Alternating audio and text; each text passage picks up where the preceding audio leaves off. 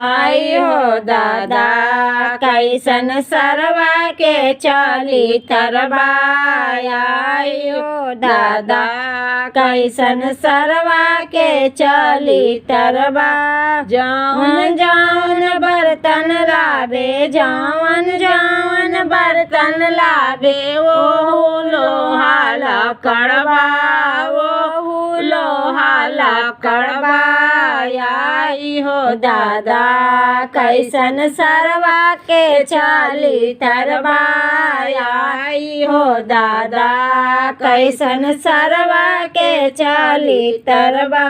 जौन जौन चैन लावे जौन जौन चैन लावे जौन जौन अंगूठी लावे वो सिटी गोल्ड बा वो सिटी गोल्ड बा। आई हो दादा कैसन सरवा के चली तरबा। आई हो दादा कैसन सरवा के चली तरबा। जौन जौन कपड़ा लावे जौन जौन कपड़ा लावे वो फाटल चीटल बा वो फाटल चीटल बा। आई हो दादा कैसन सरवा के चली तरबा। आई हो दादा कैसन सरवा के चली तरबा।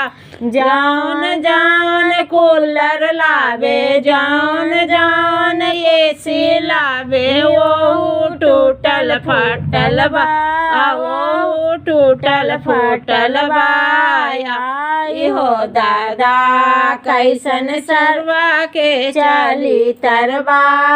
आई हो दादा कैसन सरवा के चली तरबा।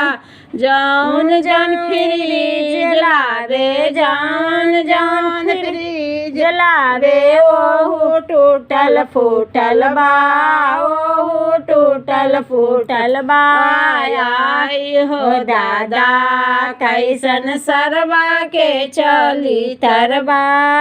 आई हो दादा कैसन सरवा के चली तरबा।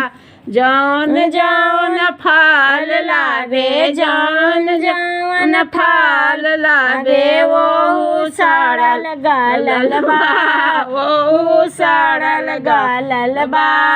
आई हो दादा कैसन सरवा के चली तरबा। आई हो दादा कैसन सरवा के चली तरबा। जौन जौन मिठाई लावे जौन जौन मिठाई लावे वो मोती चूर बा वो मोती चूर बा। आई हो दादा कैसन सरवा के चली तरबा। आई हो दादा कैसन सरवा के चली तरबा।